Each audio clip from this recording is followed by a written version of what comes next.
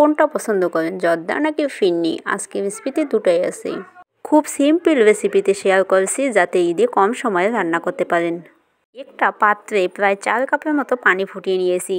এখানে দিয়ে দিচ্ছি কিছু আস্ত গরম মশলা, এলাচ, দারচিনি আর তেজপাতা। সাথে দিয়ে দিচ্ছি 1/2 চা চামচ লবণ। পানিটা ভালো করে ফুটে উঠেছে। এই পর্যায়ে এখানে দিয়ে দিচ্ছি 1/4 চা চামচ জর্দার রং। তারপর 1 কাপ বাসমতি চাল পর্যাপ্ত পরিমাণ পানি দিয়ে ভিজে রেখেছিলাম 30 মিনিট। চালটা এখন দিয়ে দিচ্ছি। চালটাকে প্রায় 80% মতো সিদ্ধ করে নিচ্ছি। উঠিয়ে একটু দেখে নিতে হবে চালটা কতটুকু সিদ্ধ হয়েছে। এই পর্যায়ে চালটাকে চুলা থেকে নামিয়ে স্ট্রেনারে করে পানি ঝরিয়ে নিচ্ছি। জর্দা রান্নার জন্য একটা প্যানে দিয়ে দিচ্ছি 2 টেবিল চামচ ঘি। তারপর এখানে দিয়ে দিচ্ছি কয়েক রকমের বাদাম কুচি, সাথে দিয়ে দিচ্ছি কিশমিশ। এগুলো একটু ভেজে নেওয়ার পর যে রাইসটা পানি ঝরিয়ে রেখেছিলাম, এখন এই জর্দা রাইসটা দিয়ে দিলাম। ভালো করে নেড়ে চেড়ে মিশিয়ে নিচ্ছি একবার। 1 কাপ চিনি দিয়ে দিচ্ছি। চিনি একটু কমাতে পারেন যার যার স্বাদ অনুযায়ী, তবে 1 কাপ চিনি না দিলে এটা মিষ্টি হবে না। একটু নেড়ে চেড়ে মিশিয়ে নিয়েছি।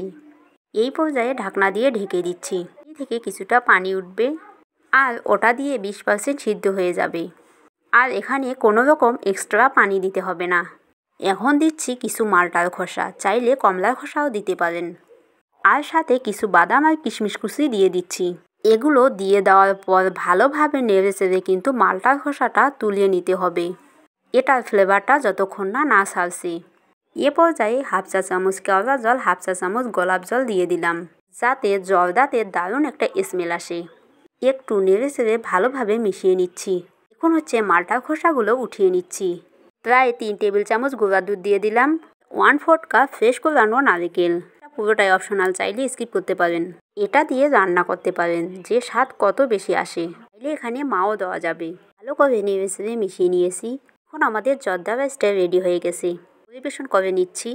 জর্দা পরিবেশন করতে হয় এরকম ছোট মিষ্টি দিয়ে। উপরটাতে খুব ভালো করে সাজিয়ে দিচ্ছি। এখন এই জর্দাটা আসছে ঈদে রান্না করতে পারেন। এখন চলুন আমরা ফিরনি রান্না করে নিই। খুব সিম্পল রেসিপিতে ফিরনিটা শেয়ার করছি। এরকম 1/2 কাপ চাল নিয়ে পর্যাপ্ত পানি দিয়ে চালটাকে ধুয়ে নিয়েছি। এখন একটা প্যানে নিয়ে নিলাম আর 1/2 কাপ চালের সাথে প্রায় আমি 3 কাপ পানি দিয়ে দিয়েছি। 3 কাপ পানিতে চালটা খুব ভালোভাবে সিদ্ধ হবে। তখনই আমরা ফিরনির জন্য মিল্কটা রেডি করে নিচ্ছি। এখানে 1 লিটারের মতন লিকুইড দুধ নিয়ে আস্ত গরম মশলা দিয়ে এভাবে নেড়ে চেড়ে কিছুক্ষণ মিশিয়ে নিচ্ছি। আর যখন ফুটতে শুরু করেছে ওই পর্যায়ে 1 কাপ চিনি দিয়ে দিচ্ছি। এটা ফুটতে ফুটতে আমরা একটা কাপে এটা মিশ্রণ বানিয়ে নিচ্ছি। এখানে 1/2 কাপ তরল দুধের সাথে 1/4 কাপ গুঁড়া দুধ, 1 চা চামচ কর্নফ্লাওয়ার দিয়ে মিশ্রণ বানিয়ে নিচ্ছি। এটা আমরা লিকুইড মিল্কে ঢালার পর একটু ঘন হয়ে আসবে একটু তাড়াতাড়ি। এভাবে মিডিয়াম আছে কিছুক্ষণ জাল করে নিয়েছি। এই দুধটা এখন পুরোপুরি জাল করা হয়ে গেছে। আর আমরা যে চুলাতে রাইসটা বসিয়ে দিয়েছি এটা পুরোপুরি সিদ্ধ হয়ে গেছে আর এরকমভাবে গলে গেছে। এ পর্যায়ে একটু ভালোভাবে নেড়ে চেড়ে দিচ্ছি। যখন এভাবে গলে গেছে, যে দুধটা আমরা আগে থেকে রেডি করে রেখেছিলাম তা এখন এটার উপরে ঢেলে দিচ্ছি। এখন শুধু মাঝারি আছে মিশ্রণটাকে ঘন করে নিতে হবে। এখানে আমি স্বাদ মতো লবণ দিয়ে দিচ্ছি।